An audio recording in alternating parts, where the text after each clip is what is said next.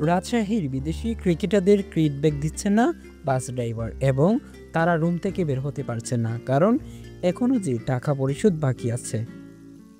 BPL 2025-এর play অফে জায়গা করে নিতে না পারলেও বিতর্কের কেন্দ্রবিন্দুতে রয়েছে দুর্বার রাজশাহী। দলের বেতন সংক্রান্ত সমস্যাগুলো নিয়ে অনেকেই অবগত আছেন। নতুন খবর হলো, ফ্র্যাঞ্চাইজিটির বিদেশি ক্রিকেটাররা এখন পর্যন্ত তাদের বেতন পাননি এবং ঢাকার হোটেলে আটকা রয়েছেন। তাদের দেশে ফেরার বিমানের টিকিটও নেই।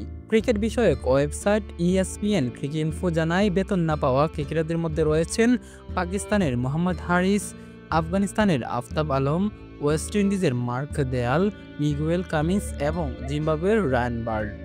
তারা ঢাকার একটি হোটেলে অবস্থান করছেন। এরই মধ্যে ফ্র্যাঞ্চাইজিটির ফেসবুক পেজ গায়েব হয়ে গেছে। 1 লাখের বেশি অনুসারী থাকা দুর্বার রাজশাহীর অফিসিয়াল ফেসবুক পেজ এখন খুঁজে পাওয়া যাচ্ছে না। ধারণা করা হচ্ছে, বেতন ইস্যুতে সমালোচনার মুখে পড়ার কারণে ম্যানেজমেন্ট পেজটি ডিঅ্যাক্টিভ করে ফেলেছে।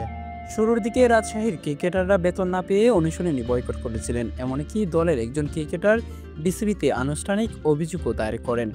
এছাড়াও বিদেশি ক্রিকেটারদের অনুপস্থিতিতে বিসিবির বিশেষ অনুমতিতে এক ম্যাচে শুধু দেশি ক্রিকেটারদের নিয়ে খেলতে নেমেছিল রাজশাহী, যা নিয়ে বিতর্ক ছড়ায়।